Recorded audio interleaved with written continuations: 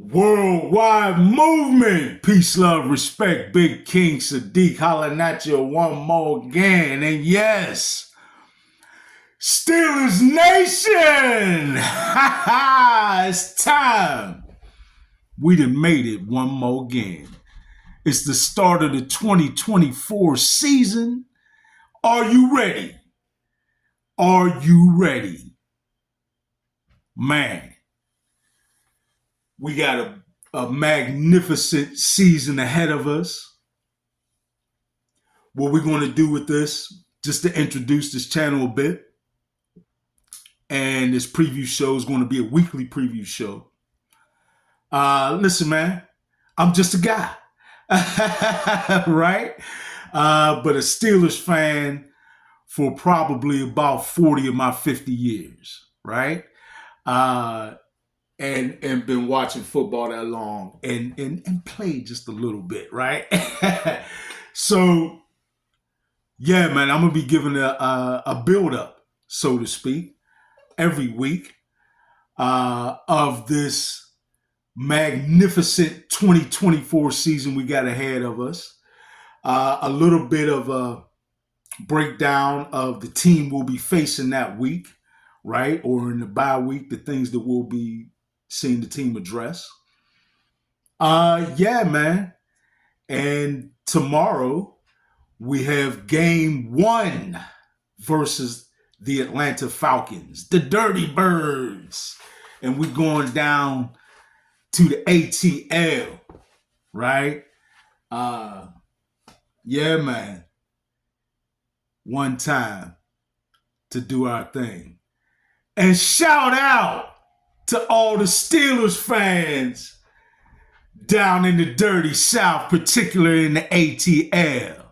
Hey. Yeah.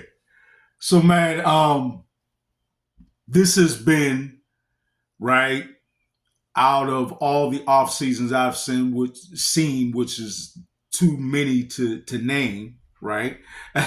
Probably at least 30 that I can just kind of remember in my mind. This has been one of the truly most memorable, most competitive spirited, right, in terms of the moves made by the front office and the general direction and attitude of the team, right? And what the coaching staff and the front office were pushing for to happen and for the players for us to acquire. First of all, we hit free agency big and made splash moves in free agency, the likes of which we really hadn't made before, right? We had a magnificent draft, true indeed, solidifying further the offensive line, picking up a magnificently talented and rangy linebacker, and some other pieces as well. We had a great draft, certainly by all standards, recognized, in fact, as one of the best in the NFL.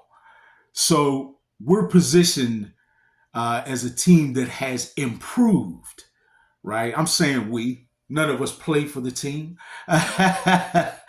But we as Steeler Nation feel that way, right? This is us doing this energetically together. And real quick shout out, the reason any of you who know me and are familiar with my channel, first of all, please, if you get a chance, go on over and check out my main channel, Big King Sadiq. That's Sadiq, right? And check out the magnificent work that we've done there. We've got over 500 videos available for you, all high vibrational frequency content, dealing with the myriad of issues surrounding paradigm shift and the spiritual awakening that's happening on the planet. So that's, we're very proud of that. Please go check that out, as well as my musical album, my books I have available on Amazon and audible.com. in my lectures and interviews as well, right? I also have a podcast that I started and had the pleasure of completing a successful full first season of, right? Building with Big King. So go ahead and check out my other channel, um, Big King Sadiq, right?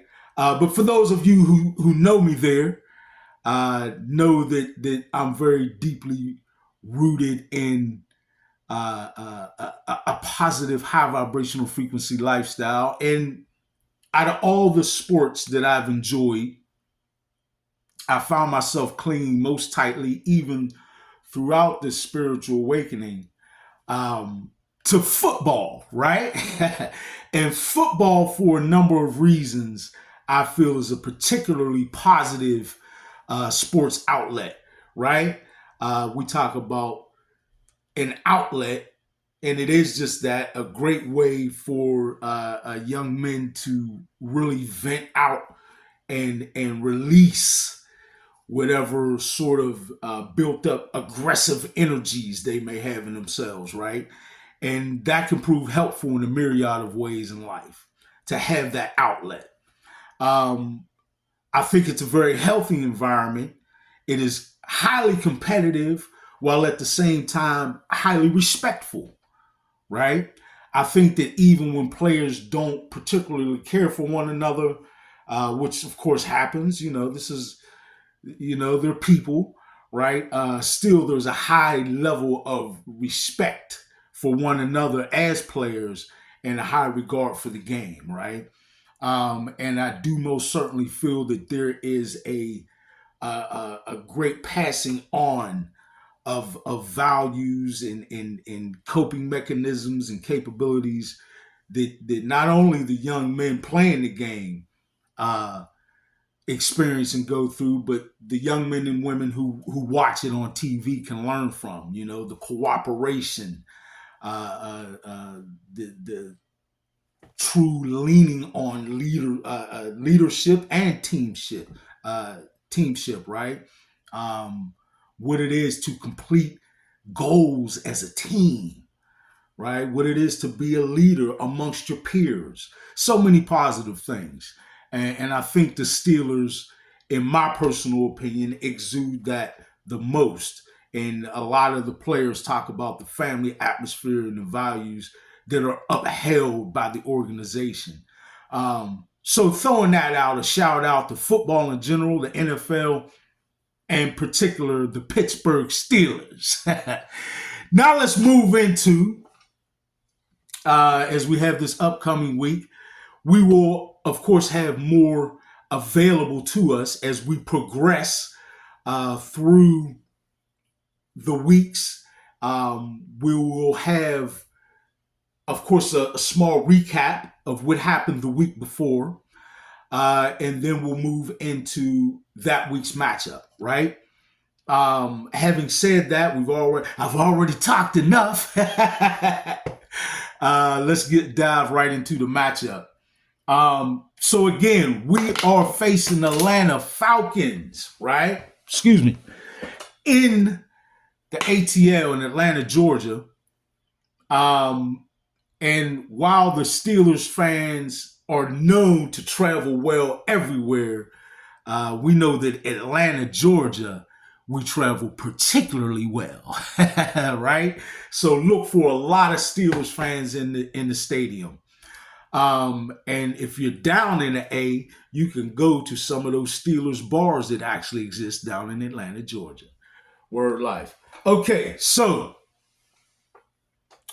both of these teams experiencing a lot of change, a lot of turnover, right? And by many standards, a lot of improvements, right? And I'm going to talk a little bit about that. I'm going to talk a little bit about some of the keys, right? You could say keys to victory, but key factors in this game for each team, right? We might even get to a little bit of the trends that we've seen previously from each team. and from the staff, coaching staff, that is. And we're going to talk a little bit about where we see, just a little bit about where we see both of these teams going into the season and how this matchup can particularly impact each team, right? So going right into it, there is a really key factor in the game that is to some, a potential revenge factor, right? That is the coach, Mr. Arthur Smith, formerly, just last year, the head coach of these very Atlanta Falcons, now the offensive coordinator for our very own Pittsburgh Steelers. In my personal opinion, this is an example of a huge gain, right, for the Steelers, and I feel that to some degree a loss for the Atlanta Falcons, even though they might disagree. I'm sure they would because they fired him as the head coach. But let's remember that it was his prowess and excellence as an offensive coordinator that landed him a head coaching job in the first place, right? So what they lost, we gained. And I would certainly suggest that Arthur Smith is going to be a big upgrade over last year's Pittsburgh Steelers offensive coordinator, Matt Canada. Not to throw Mr. Canada under the bus, nothing against him personally, from what I know, a very good and fine individual.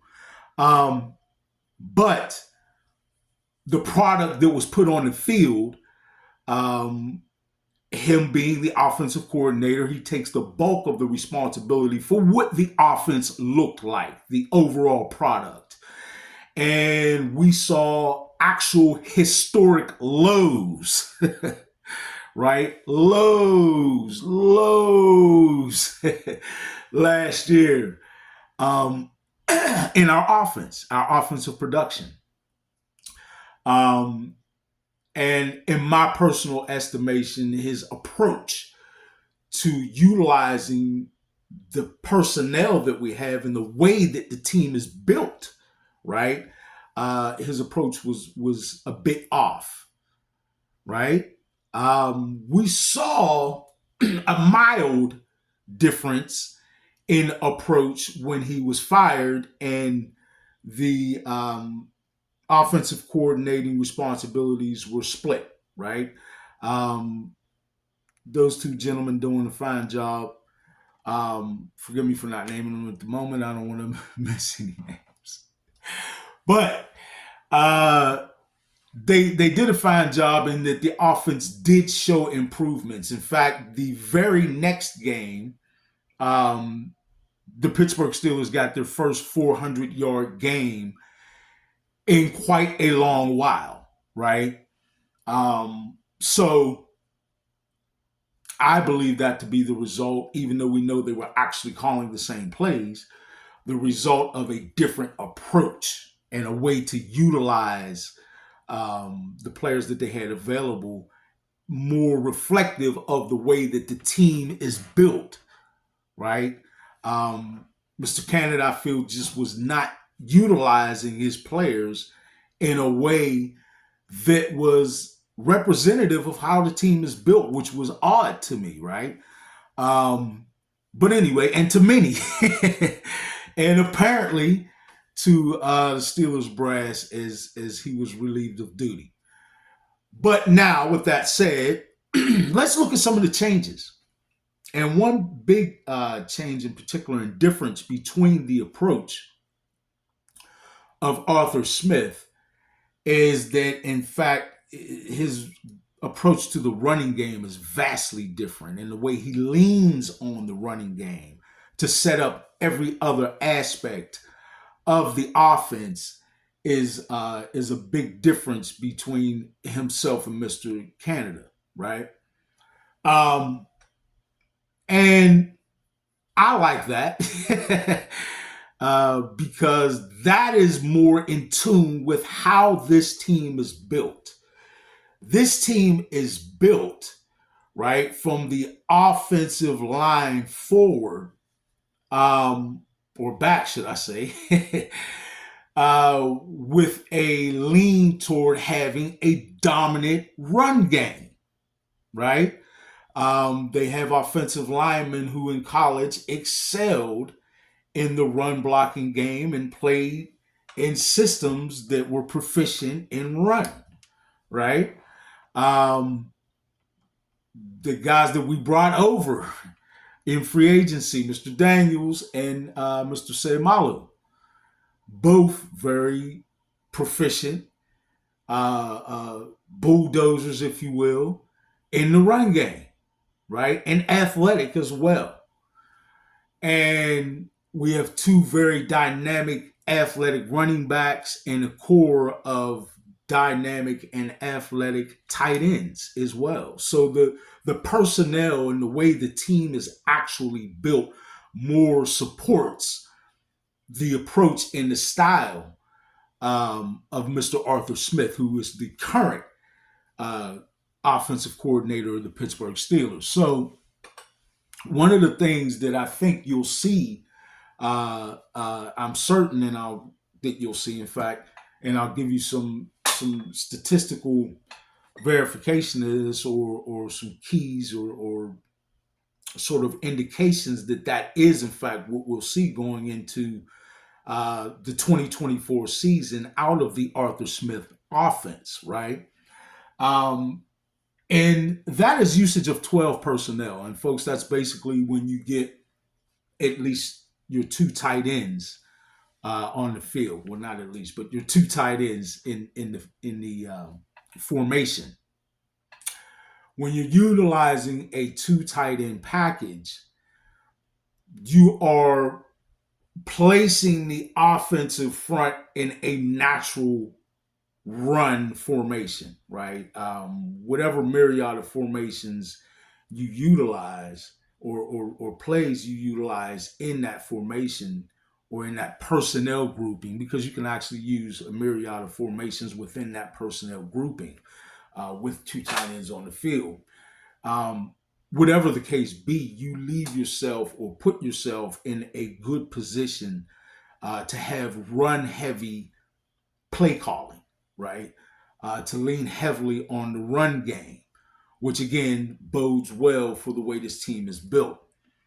And in that 12 personnel, or the two tight end personnel, um, you give two tight ends who can actually, if proficient enough, right, in run blocking, can really sort of bookend and add to the efficiency of the offensive line.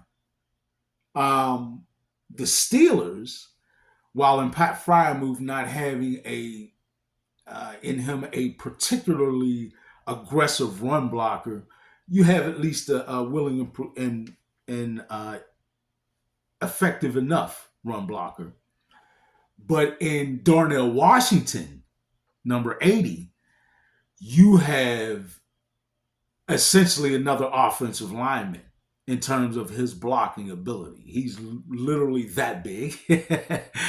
And he's literally that good in terms of displacing defenders out of holes and away from making a play on the running back, right?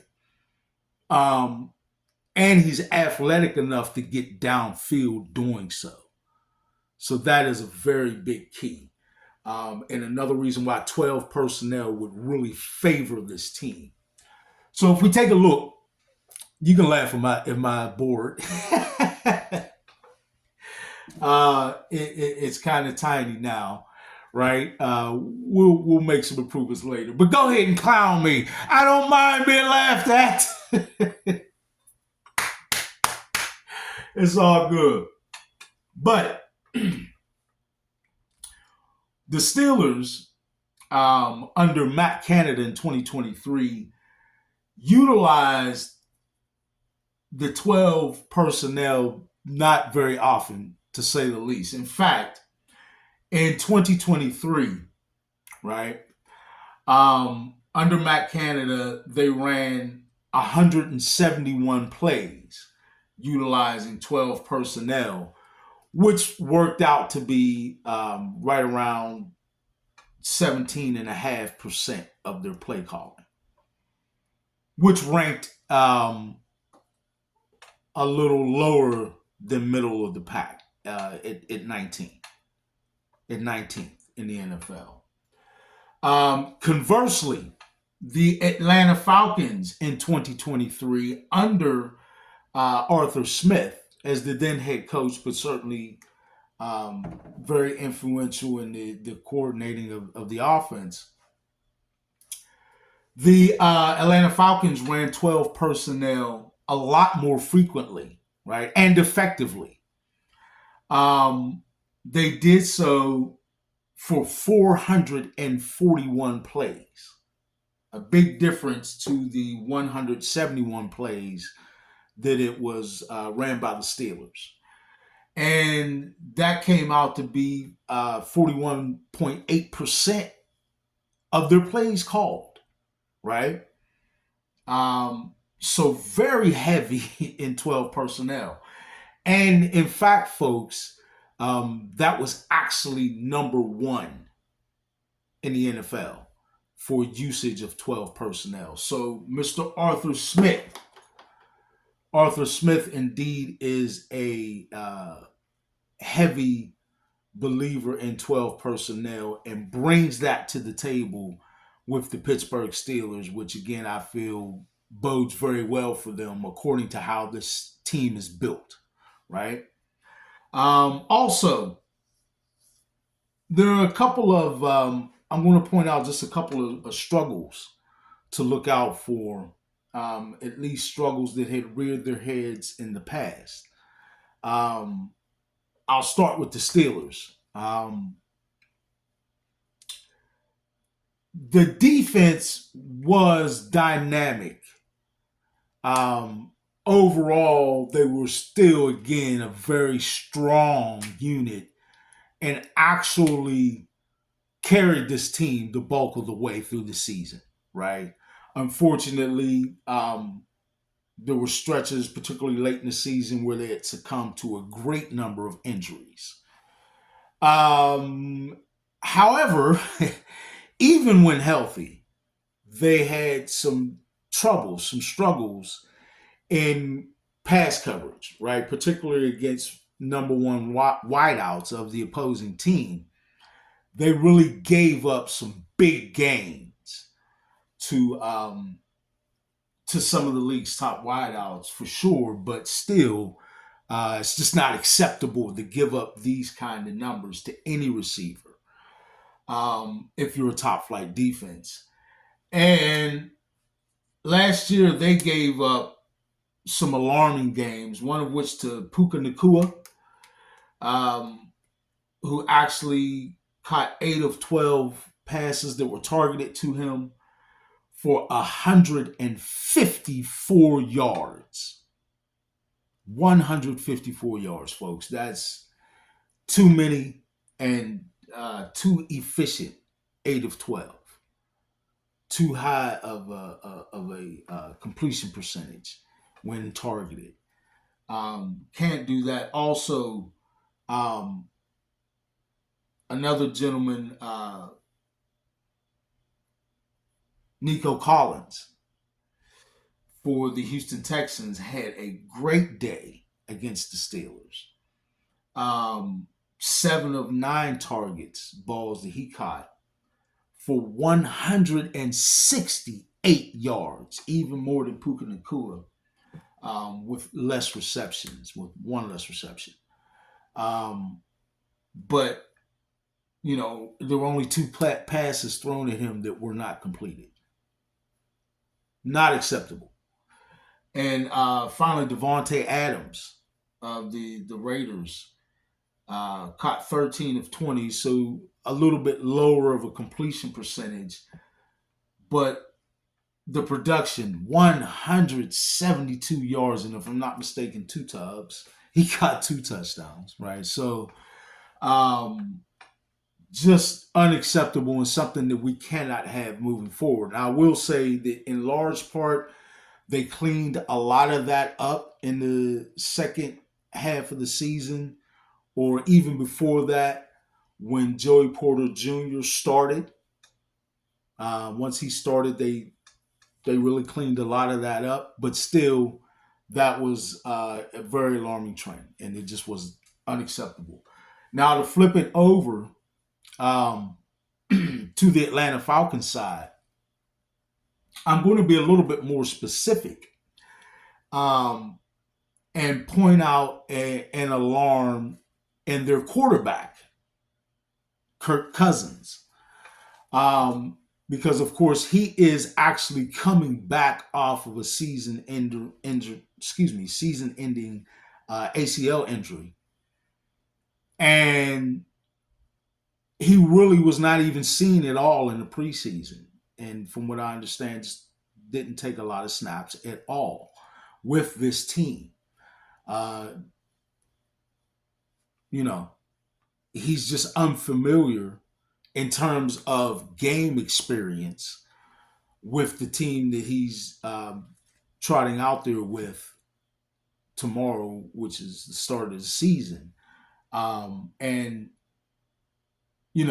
there's always got to be a little pause anytime a player is returning from that significant of an injury. Um, and also a little bit of an eye raiser that he didn't see any action in the preseason. So, with that said, it is something for him to have to deal with the fact that he's going to be facing probably the most, if certainly one of the most, if not the most dangerous fronts in the entire NFL. You're talking probably the best outside linebacker tandem in the NFL and TJ Watt and Alex Highsmith, right? Um, you know their resume already. I don't even have to, especially TJ Watt. I don't have to even go too far into that. Um, you are facing a defensive line that is very stout, anchored by Cameron Hayward, who just signed a contract extension.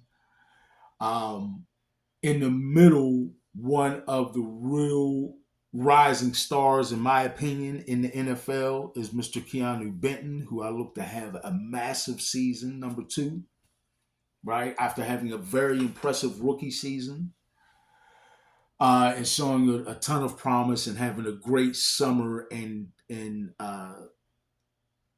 camp and everything leading up to this game. So I am really looking for big things out of him. And then on the other bookend, you've got Scary Larry Ogunjobi, right? Who certainly has made his number of timely plays, right? So, all that said, you still have behind it a much improved linebacking core with Patrick Queen now on the side of Big Thumper Landon Roberts, right?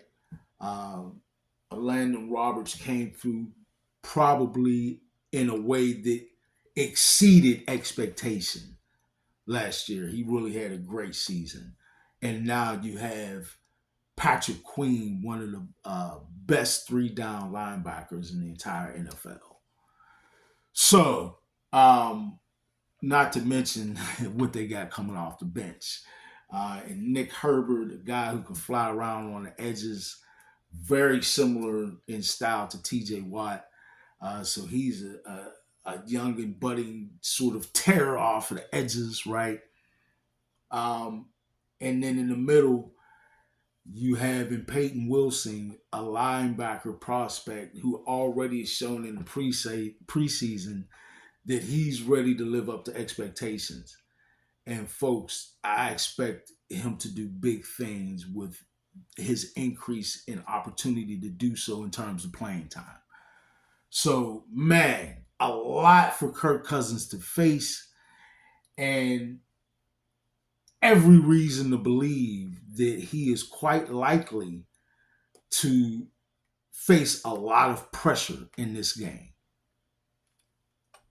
Thus the alert. Thus the alert.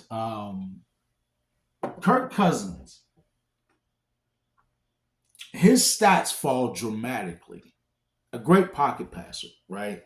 A great clean pocket play passer, so to speak, when things are all blocked up and he's got a little bit of a clean pocket. Man, he can shred you, right? He's very good in that atmosphere. But his stats fall dramatically when he's under duress, when he's under any kind of real pressure. His stats fall dramatically in the dirty pocket. So, and now in the dirty A for the dirty birds.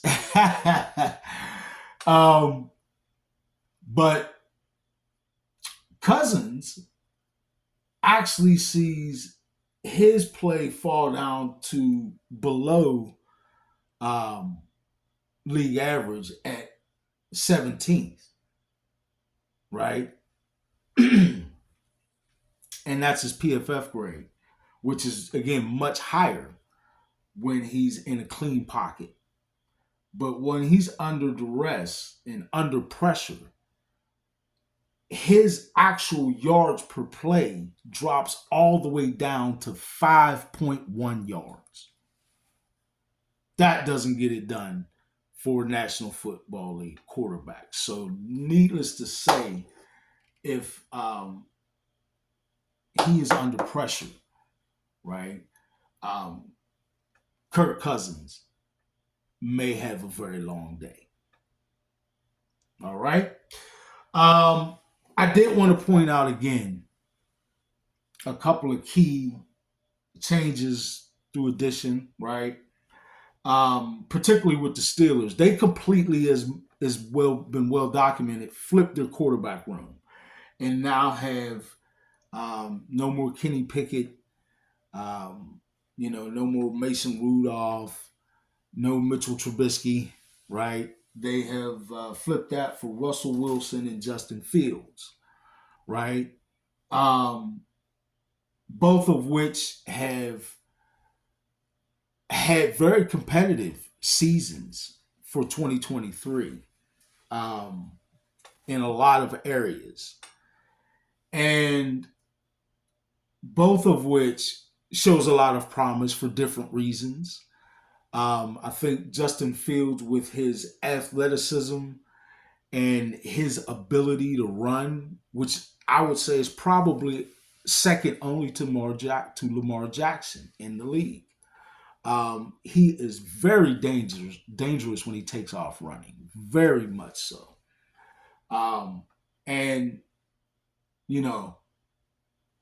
he has a very strong arm and shows a lot of potential with his straight line throwing.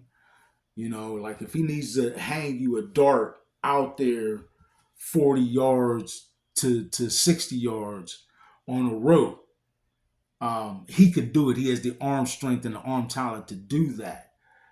However, he doesn't quite have the touch yet for a lot of other throws, and tends to want to take off running after one or two reads, right? But still, given the quarterback play that the Steelers witnessed out of that room last year, right there, full stop, he's an upgrade over everything else they had. Okay? But the biggest upgrade, I believe, is in Russell Wilson.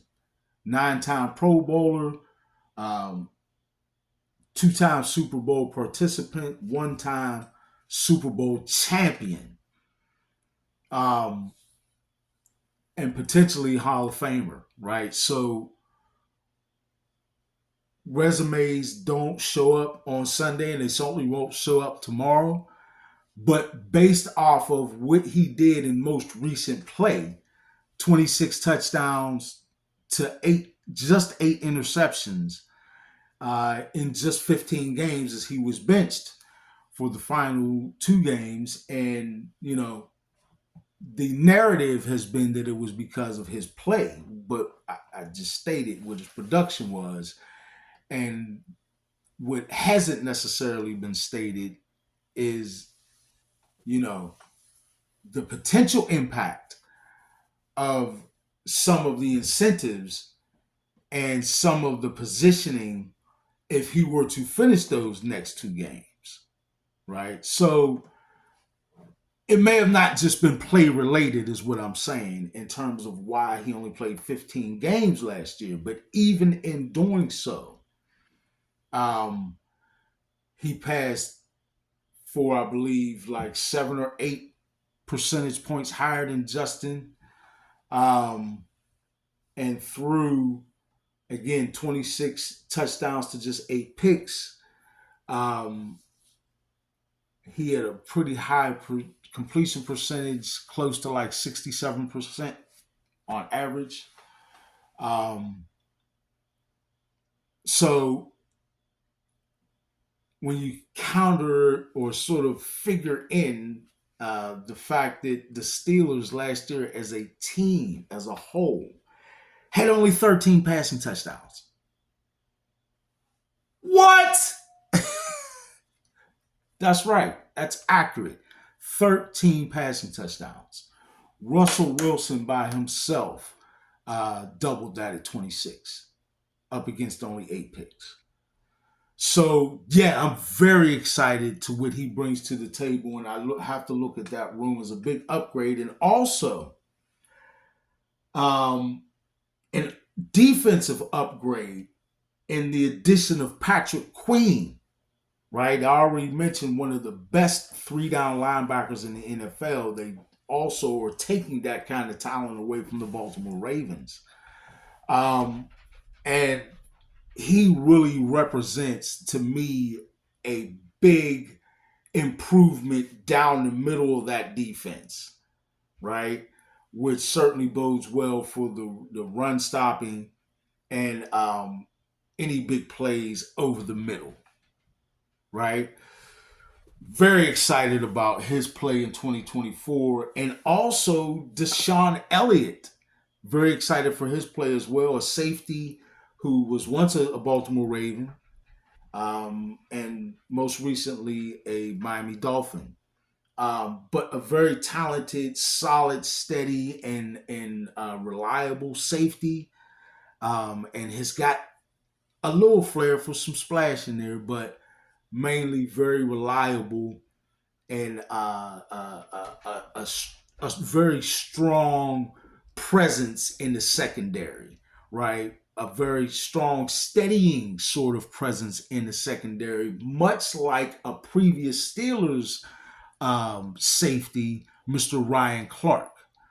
And much like what Ryan Clark afforded Troy Polamalu to do with his free-ranging style, you will see, in my belief, the very same thing afforded to Minka Fitzpatrick because of the play of Deshaun Elliott.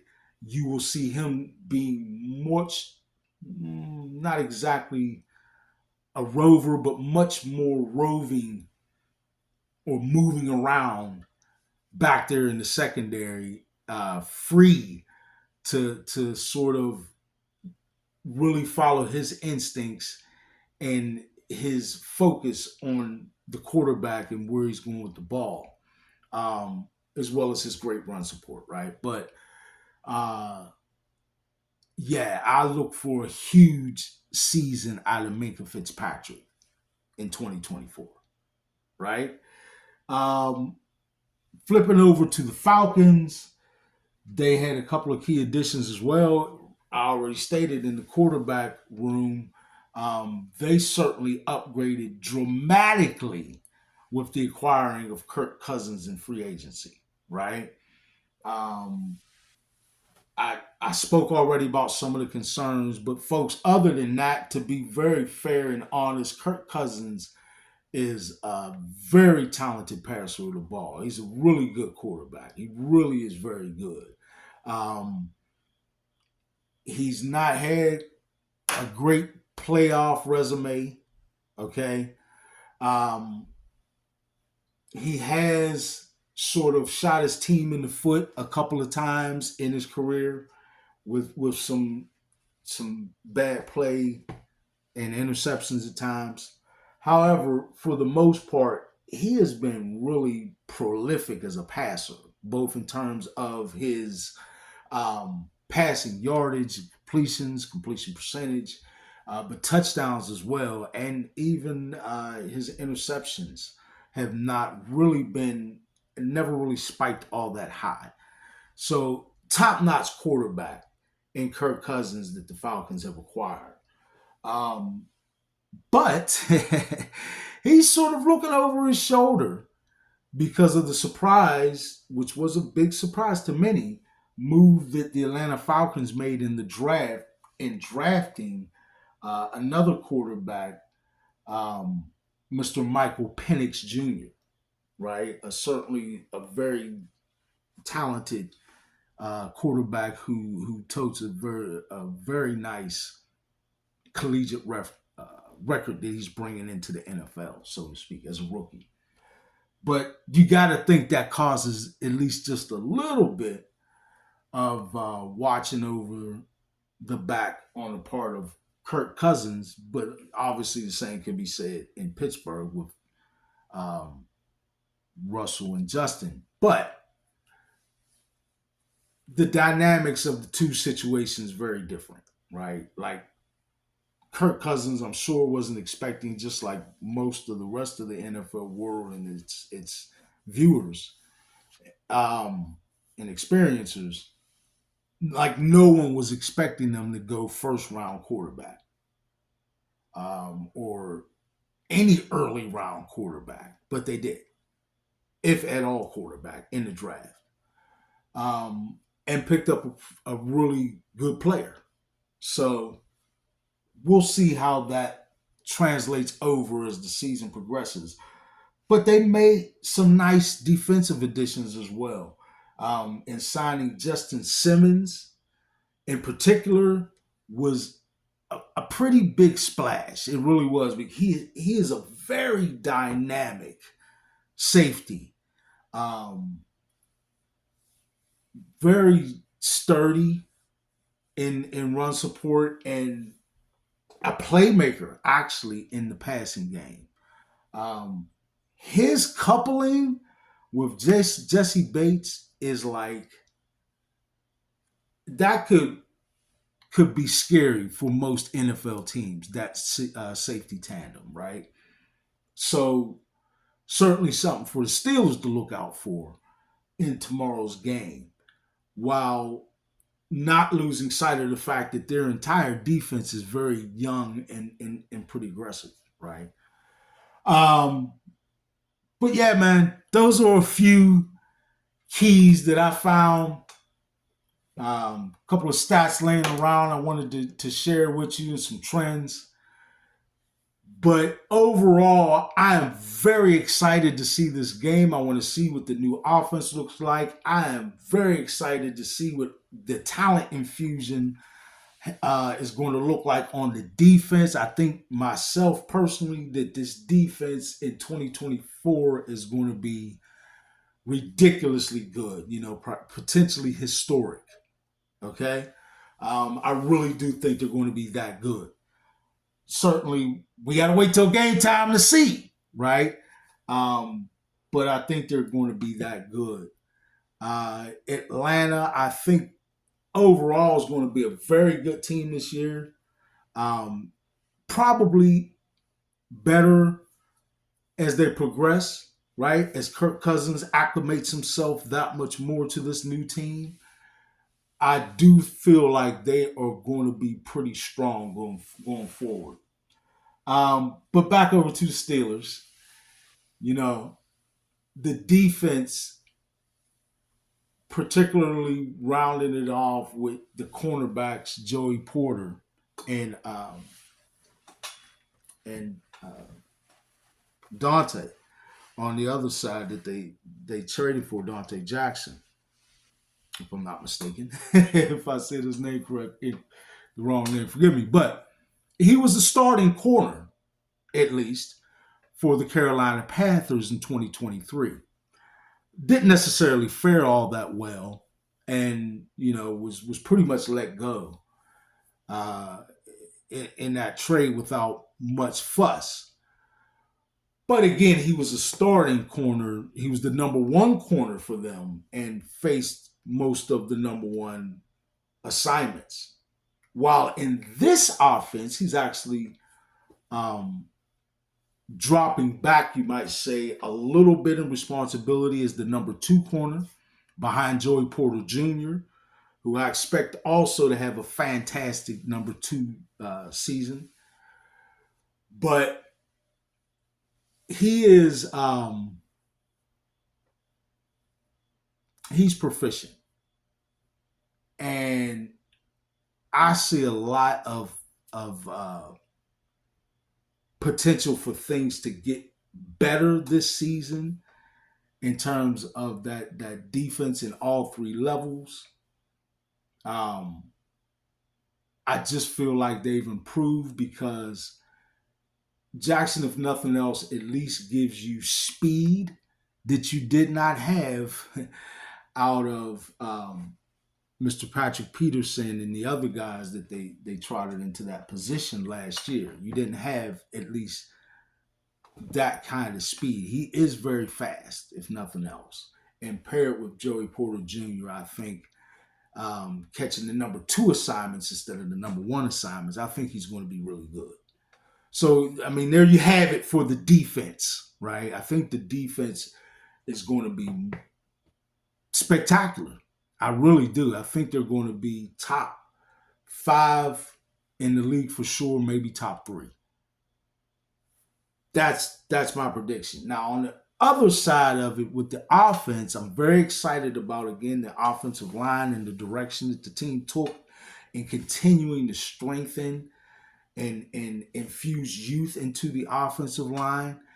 I think they're at a really good place. Now, there was a little concern over Troy Faltanu's injury in the preseason, and the fact that it caused Broderick Jones to or potentially it caused Broderick Jones to have to move and do a little shuffling from left to right. Um, and you know, I think overall they are very solid in every part of the offensive line. Certainly the guards are solid. I do think that Broderick Jones, again, having some struggles, will still be able to get back to and maybe even progress further from where he left off in his rookie season. Um, I just think maybe it's a good thing to not bounce him around as much, right? He's still a very young player. Um,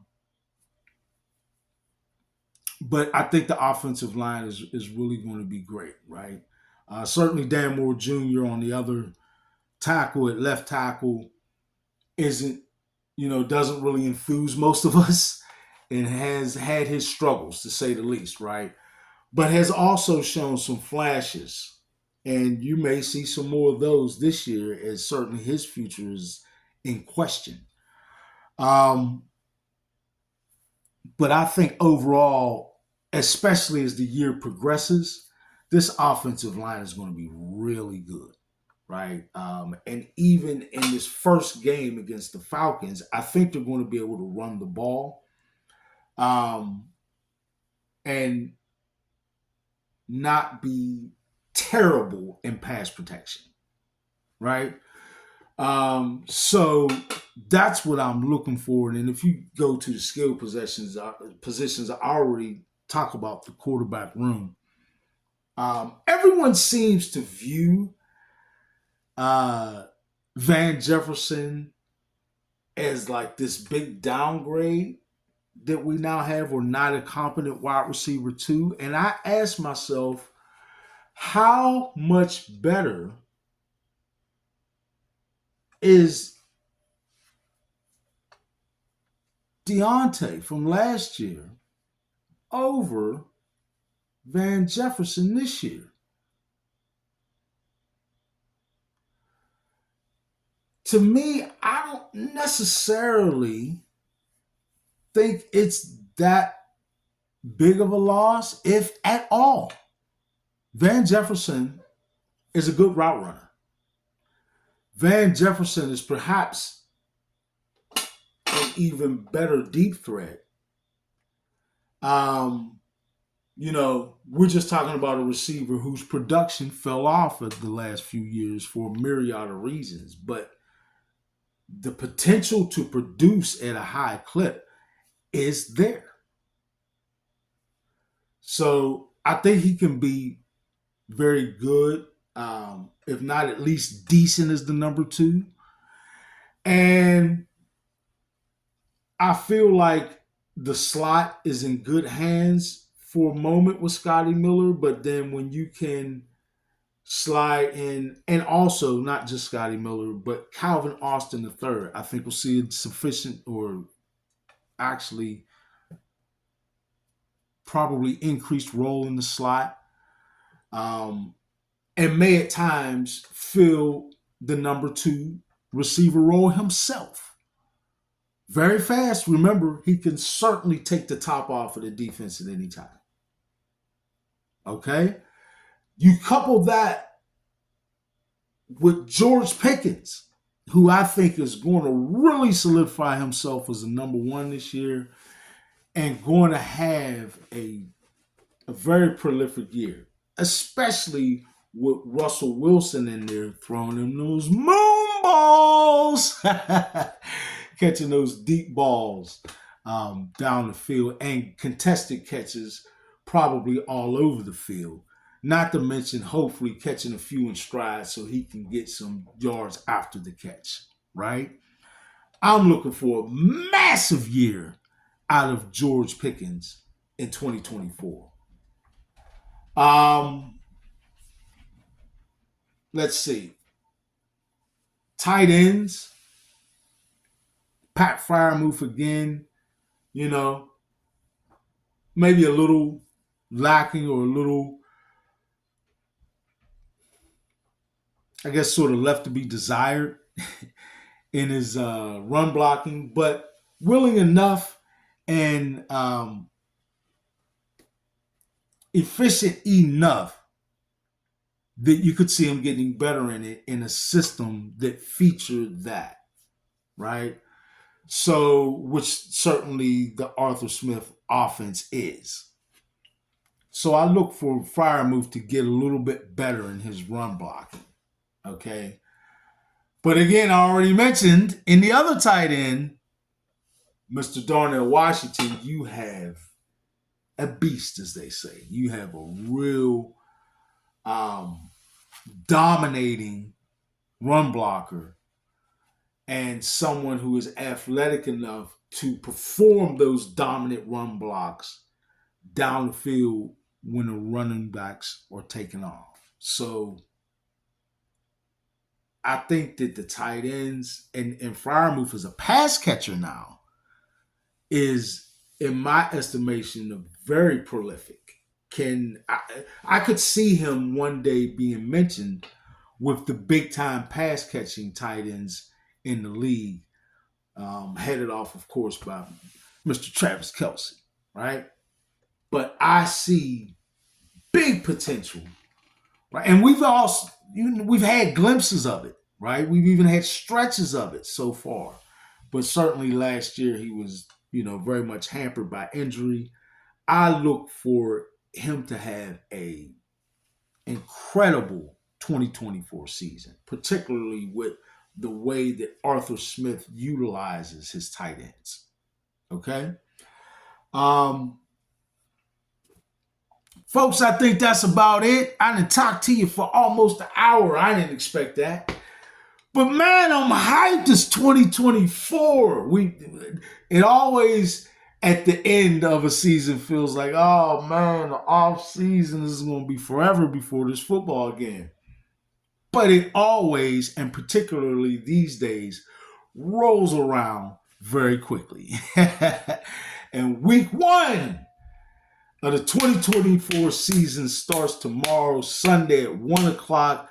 Your Pittsburgh Steelers. Steelers Nation, stand up. Huh? I don't care if you can't see my head no more.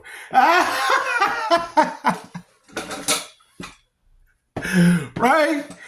Man, get excited for the 2024 season because this team is on a mission to get into the postseason and to do a lot of winning in the postseason, hopefully culminating in hoisting another sticky Lombardi, right? All right, folks, thank you tremendously. I love you all. Please continue to chime in. This show is going to be a weekly thing, right? We may even do some lives one week or two or whenever, but you're going to get this from me preceding every game, or even including the bye week as well. Preceding every week, you'll get this new episode, right? And we're going to preview each game in more and more detail as we get more substance from the previous portions of the season. So enjoy the game tomorrow. Do what you do, Steelers Nation. Throw that energy into a great game in which the Steelers emerge victorious. All right? Man, I had a great time with y'all. Big King Sadiq, thank you for allowing me to start this, right? And for riding with me as I start and embark on this new journey with the Steelers channel. And Steelers Nation, let's ride in the name or in the words of Mr. Wilson. All right, y'all. I love you all. Thank you. Big King Sadiq, Steelers 2024. This has been the Steelers Game Prep Show. Thank you.